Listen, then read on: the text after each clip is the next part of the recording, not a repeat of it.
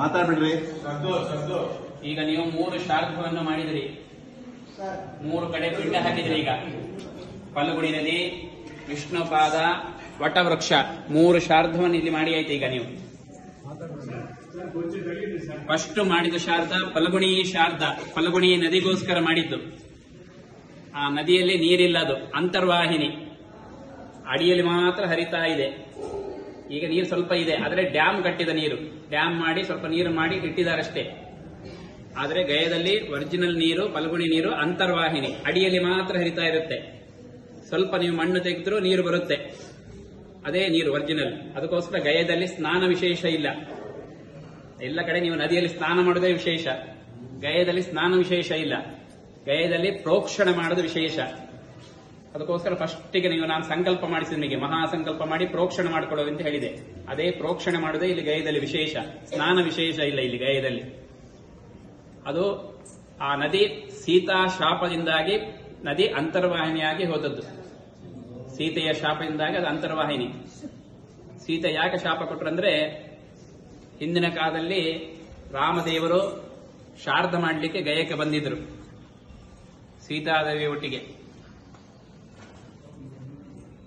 ಹಾಗಲ್ಲಾದ್ರೆ ಈಗಾದ್ರೆ ನಾವು ದುಡ್ಡು ಕೊಟ್ಟರೆ ಅಂಗಡಿಯಲ್ಲಿ ಬೇಗನೆ ಸಾಮಾನು ಕೊಟ್ಟು ಸಿಗುತ್ತೆ, ಸಾಮಾನು ತಗೊಂಡು ಕೂತ್ಕೊಂಡು ಶಾರ್ಧ ಮಾಡಬಹುದಿತ್ತು.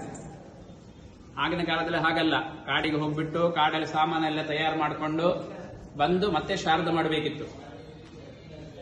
ರಾಮದೇವರು ಸೀತಾದೇವಿ ಹತ್ರ ಹೋಗಿ ಹೇಳಿದ್ರು, ನೀನು ಫಲ್ಗುಣಿ ನದಿ ಹತ್ರ ಕೂತ್ಕೊಂಡು ಪೂಜೆ ಮಾಡ್ತಾ ಇರು, ನಾನು ಕಾಡಿಗೆ ಹೋಗಿ ಸಾಮಾನೆಲ್ಲ ತಯಾರು ಮಾಡ್ಕೊಂಡು ಬರ್ತೇನೆ, ನಮ್ಮ ದೇವರಿಗೆ ಶಾರ್ಧ ಹಾಕಬೇಕು ಅಂತ ಹೇಳಿ. ಸೀತಾದೇವಿ ನದಿ ಹತ್ರ ಕೂತ್ಕೊಂಡು ಪೂಜೆ ಮಾಡ್ತಾ ಇದ್ರು. ರಾಮದೇವರು ಕಾಡಿಗೆ ಹೋಗಿ ಸಾಮಾನು ತಯಾರು ಮಾಡಲಿಕ್ಕೆ ಹೊರಟರು. ಆ ಸಮಯದಲ್ಲಿ ರಾಮದೇವರ ತಂದೆ ದಶರಥನಿಗೆ ಹಸಿವು ಜಾಸ್ತಿ ಆಗಿ ಅವನ ಸೀತಾದೇವಿ ಹತ್ರ ಬಂದು ಕೇಳ್ತಾನೆ, ನನಗೆ ಹಸಿವು ಜಾಸ್ತಿ ಆಗಿದೆ, ನನಗೆ ಆಹಾರ ಕೊಡು ಅಂತ. ಸೀತಾದೇವಿ ಹೇಳ್ತಾರೆ, ರಾಮದೇವರು ಹೋಗಿದ್ದಾರೆ, ಸಾಮಾನೆಲ್ಲ ತಯಾರು ಮಾಡ್ಕೊಂಡು ಬರ್ತಾರೆ, ನಿಮಗೆ ಆಹಾರ ಕೊಡ್ತಾರೆ, ಪಿಂಡ ಕೊಡ್ತಾರೆ, ಆಹಾರ ಕೊಡ್ತಾರೆ ಅಂತ ಹೇಳಿ. ಹಾಗೆ ದಶರಥ ಹೇಳ್ತಾನೆ, ಅದು ನಂಗೆಲ್ಲ ಗೊತ್ತಿಲ್ಲ, ನನಗೆ ತುಂಬಾ ಹಸಿವಾಗಿದೆ, ನೀನೇ ನನಗೆ ಆಹಾರ ಕೊಟ್ಟು ಬಿಡು, ನೀನೇ ನನಗೆ ಪಿಂಡ ಮಾಡಿ ಕೊಟ್ಟು ಬಿಡು ಅಂತ ಹೇಳಿ. ಆಗ ಆ ಸಮಯದಲ್ಲಿ ಸೀತಾದೇವಿ ಆ ನದಿ ಹತ್ರ ಮರಳಿನ ಉಂಡೆಯಲ್ಲಿ ಮಣ್ಣು ಉಂಡೆ ಮಾಡಿ ಮಾಡಿ ಆಟ ಆಡ್ತಾ ಇದ್ಲು. ಆ ಮರಳಿನ ಉಂಡೆಯನ್ನೇ ಹಾಲು ಸೇರಿಸ್ಬಿಟ್ಟು ದಶರಥನಿಗೆ ಪಿಂಡ ಮಾಡಿ ಕೊಟ್ಟುಬಿಟ್ಲು. ಆ ಮರಳಿನ ಪಿಂಡದಿಂದಲೇ ದಶರಥನಿಗೆ ಮೋಕ್ಷ ಆಯಿತು. ಇಲ್ಲಿ ನಾವು ಗಯದಲ್ಲಿ ಹೇಗೆಂದ್ರೆ ಅನ್ನದಲ್ಲೇ ಮಾಡಬೇಕು, ಹಿಟ್ಟಲ್ಲೇ ಮಾಡಬೇಕು ಅಂತ ಕೊಡಲಿಲ್ಲ. ಪಿತೃಗಳಿಗೆ ಯಾವುದಾದ್ರೂ ಒಂದಲ್ಲೇ ಪಿಂಡಲ್ಲೇ ಕೊಟ್ಟರೆ ಸಾಕು, ಪಿತೃಗಳು ಅದನ್ನೇ ತಗೊಳ್ತಾರೆ. ವಾಪಸ್ ರಾಮದೇವರು ಬಂದು ಶ್ರಾದ್ದ ಮಾಡುವಾಗ ದಶರಥರು ತಗೊಳ್ಳೋದಿಲ್ಲ. ರಾಮದೇವರು ದಶರಥ ತಗೊಳ್ಳೋದಿಲ್ಲ. ರಾಮದೇವರು ಮತ್ತೆ ಸೀತಾದೇವಿ ಪಿಂಡ ಕೊಟ್ಟಾಯ್ತಲ್ಲ ಮೊದಲೇ, ದಶರಥನಿಗೆ ಮೋಕ್ಷ ಆಯಿತು. ರಾಮದೇವರ ಮನಸ್ಸಿಗೆ ಬೇಜಾರು ಬಿಟ್ಟು ಸೀತಾದೇವಿ ಹತ್ರ ಬಂದು ಕೇಳ್ತಾರೆ, ನಾನು ಶ್ರದ್ಧೆಯಿಂದ ಮಾಡುವಾಗ ಯಾಕೆ ದಶರಥ ತಗೊಳ್ತಾ ಇಲ್ಲ, ಯಾಕೆ ತಂದೆಯವರು ಬರ್ತಾ ಇಲ್ಲ, ಪಿಂಡ ತಗೊಳ್ತಾ ಇಲ್ಲ ಅಂತ. ಸೀತಾದೇವಿ ಹೇಳ್ತಾರೆ, ನಾನು ಪಿಂಡ ಕೊಟ್ಟಾಯಿತು, ದಶರಥನಿಗೆ ಮೋಕ್ಷ ಆಯಿತು ಅಂತ ಹೇಳ್ತಾರೆ. ಹೀಗೆ ಬಂದಿದ್ರು, ಕೇಳಿದೆ, ಕೊಟ್ಟಾಯ್ತು, ಅವರಿಗೆ ಮೋಕ್ಷ ಆಯಿತು ಅಂತ ಹೇಳಿ. ರಾಮದೇವರು ಕೇಳ್ತಾರೆ, ನೀನು ಹೇಗೆ ಕೊಟ್ಟಿ, ಎಲ್ಲಿಂದ ಸಾಮಾನು ಬಂತು, ಯಾರು ಕೊಟ್ಟಿದ್ದಾರೆ, ಯಾರು ನೋಡಿದ್ದಾರೆ ಅಂತ ಹೇಳಿ. ನಾವು ಏನ್ ಕೆಲಸ ಮಾಡಬೇಕಾದ್ರೂ ಅದಕ್ಕೊಂದು ಸಾಕ್ಷಿ ಬೇಕು. ಹಾಗನೇ ಸಾಕ್ಷಿ ಇದ್ರೇನೆ ಅದಕ್ಕೆ ಸಾಕ್ಷಿ ಸಂಪೂರ್ಣ ಆಯಿತು ಅಂತ, ಶಾರ್ಧ ಸಂಪೂರ್ಣ ಆಯಿತು ಅಂತ ಹೇಳಿ. ಆ ಸೀತಾದೇವಿ ಪಿಂಡ ಕೊಡುವಾಗ 5 ಜನ ಸಾಕ್ಷಿಗೆ ಇಟ್ಟುಕೊಂಡಿದ್ರು. ಆ 5 ಜನರಲ್ಲಿ ಒಂದು ಫಲ್ಗುಣಿ ನದಿ, ಎರಡನೇದು ತುಳಸಿ, ಮೂರನೇದು ಹಸುಗಳು, ನಾಲ್ಕನೇದು ಊರಿನ ಬ್ರಾಹ್ಮಣರು, ಗಯಾ ಬ್ರಾಹ್ಮಣರು, 5ನೇದು ಅಕ್ಷಯ ವಟ, ಆಲದ ಮರ. ಈ ಸಾಕ್ಷಿ ಹೇಳಿದವರ ಮನಸ್ಸಿನಲ್ಲಿ ಒಂದು ಭಯ, ನಾನು ರಾಮದೇವರಿಗೆ ಸತ್ಯ ಹೇಳಿದರೆ ರಾಮದೇವರಿಗೂ ಸೀತಾದೇವರಿಗೂ ಜಗಳ ಬರ್ತದೆ, ಲೋಕವೇ ಕೆಟ್ಟು ಹೋಗುತ್ತೆ ಅಂತ ಹೇಳಿ ಆ ಸೀತಾದೇವಿ ರಾಮದೇವರು ಫಲ್ಗುಣಿ ನದಿ ಹತ್ರ ಕೇಳಿದ್ರು, ನೀನು ಸೀತಾದೇವಿ ಪಿಂಡ ಕೊಡುವಾಗ ನೋಡಿದ್ಯಾ ಅಂತ.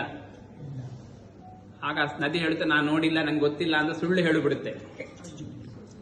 ಆ ಸುಳ್ಳು ಹೇಳಿದಕ್ಕೋಸ್ಕರ ಸೀತಾದೇವಿ ನದಿಗೆ ಶಾಪ ಕೊಟ್ಬಿಡ್ತಾರೆ, ನೀನು ಯಾವಾಗಲೂ ಅಂತರ್ವಾಹಿನಿಯಾಗಿ ಹೋಗು, ಅಡಿಯಲ್ಲಿ ಹರಿತಾ ಇರಿ, ಮೇಲೆ ಕಾಣೋದಿಲ್ಲ. ಎರಡನೇ ತುಳಸಿ, ತುಳಸಿಗೂ ನಮಗೆ ಗೊತ್ತಿಲ್ಲ ಅಂತ ಸುಳ್ಳು ಹೇಳಿಬಿಡುತ್ತೆ. ತುಳಸಿಗೂ ಸೀತಾದೇವಿ ಶಾಪ ಕೊಟ್ಬಿಡ್ತಾರೆ, ಕಲಿಯುಗದಲ್ಲಿ ನಿನಗೆ ಯಾವ ಜಾಗವೂ ಸ್ಥಿರ ಇಲ್ಲದೆ ಹೋಗ್ಲಿ, ಅಂದ್ರೆ ತುಳಸಿಗೆ ಒಂದು ಜಾಗ ಅಂತ ಇಲ್ಲ, ಎಲ್ಲಿ ಬೇಕು ಅಲ್ಲಿ ತುಳಸಿ ಬೆಳೆಯುತ್ತೆ. ಒಳ್ಳೆ ಜಾಗದಲ್ಲೂ ತುಳಸಿ ಬೆಳೆಯುತ್ತೆ, ಕೆಟ್ಟ ಜಾಗದಲ್ಲೂ ತುಳಸಿ ಬೆಳೆಯುತ್ತೆ. ನಾವು ಕೈ ತೊಳಿತೀವಿ, ಅಲ್ಲಿ ಬೇಕಾದ್ರೆ ನೀವು ತುಳಸಿ ನಟ್ಟರು ಅಲ್ಲಿ ಬೆಳೆಯುತ್ತೆ. ತುಳಸಿಗೆ ಜಾಗ ಅಂತ ಇಲ್ಲ. ಹಿಂದಿನ ಕಾಲದಲ್ಲಿ ತುಳಸಿಗೊಂದು ಜಾಗ ಇತ್ತು, ಅಲ್ಲಿ ಮಾತ್ರ ತುಳಸಿ ಬೆಳೀತಿತ್ತು. ಅದು ಅದಕ್ಕೆ ಶಾಪ. ಮೂರನೇದು ಹಸುಗಳು, ಆಕಳು. ಅದು ನಮ್ಗೆ ಗೊತ್ತಿಲ್ಲ ಅಂತ ಸುಳ್ಳು ಹೇಳುತ್ತೆ. ಆ ಆಕಳಿಗೂ ಶಾಪ ಕೊಡ್ತಾರೆ, ಕಲಿಯುಗದಲ್ಲಿ ನೀನು ಮಾತಾಡಲೇಬಾರದು ಅಂತ. ಹಿಂದಿನ ಕಾಲದಲ್ಲಿ ಹಸುಗಳು ನಮ್ಮ ಹಾಗೇನೆ ಮಾತಾಡ್ತಾ ಇತ್ತು, ಈಗ ಮಾತಾಡುದಿಲ್ಲ, ಬರೀ ಕತ್ತಲ್ಲಾಡಿಸುತ್ತೆ. ಗೊತ್ತಾಗುತ್ತೆ ಅದಕ್ಕೆಲ್ಲ. ನಾಲ್ಕನೇದು ಇಲ್ಲಿ ಬ್ರಾಹ್ಮಣರು, ಅವ್ರಿಗೂ ನಮಗೆ ಗೊತ್ತಿಲ್ಲ, ನಮ್ಗೆ ನೋಡಿಲ್ಲ ಅಂತ ಹೇಳಿ. ಯಾಕಂದ್ರೆ ಅವರಿಗೆ ಆಸೆ, ರಾಮದೇವರು ಶಾರದ ಮಾಡಿದ್ರೆ ನಮಗೆ ದಾನ ಧರ್ಮಗಳೆಲ್ಲ ಮಾಡ್ತಿದ್ರು, ಈ ಸೀತಾದೇವಿ ಪಿಂಡ ಕೊಟ್ಟು ನಮಗೆ ದಾನ ಧರ್ಮ ಏನು ಸಿಗ್ಲಿಲ್ಲ ಅಂತ ಹೇಳಿ ಆ ಆಸೆಯಲ್ಲಿ ಅವ್ರು ನಮಗೆ ಗೊತ್ತಿಲ್ಲ ಅಂತ ಸುಳ್ಳು ಹೇಳಿಬಿಡ್ತಾರೆ. ಅವರಿಗೂ ಶಾಪ ಕೊಡ್ತಾರೆ, ಕಲಿಯುಗದಲ್ಲಿ ನೀವು ಯಾವಾಗಲೂ ಕೈ ನೀಡಿ ಕೇಳ್ತಾ ಇರಬೇಕು, ನಿಮಗೆ ಎಷ್ಟು ಕೊಟ್ಟರು ತೃಪ್ತಿ ಇಲ್ಲದೆ ಹೋಗ್ಲಿ ಅಂತೇಳಿ ಅವರಿಗೆ ಶಾಪ ಕೊಡ್ತಾರೆ. ಅದಕ್ಕೋಸ್ಕರ ಕಲಿಯುಗದಲ್ಲಿ ಅವ್ರು ಯಾವಾಗಲೂ ಕೈ ನೀಡಿ ಕೇಳ್ತಾರೆ. ಆ ಕೈ ನೀಡಿ ಕೇಳುದು ವಿಶೇಷಣೆ. ಯಾಕಂದ್ರೆ ಆ ಗಯಾ ಬ್ರಾಹ್ಮಣರ ಬಾಯಿಂದ ಬಂದ್ರನೇ ಪಿತೃಳಿಗೆ ಮೋಕ್ಷ. ನೀವು ಬಂದು ನಾವು ಮಾಡಿಸ್ಬೋದು, ಪವಿತ್ರ ಕೊಡ್ಬೋದು, ಎಲ್ಲ ಮಾಡಿಸ್ಬೋದು, ಆದ್ರೆ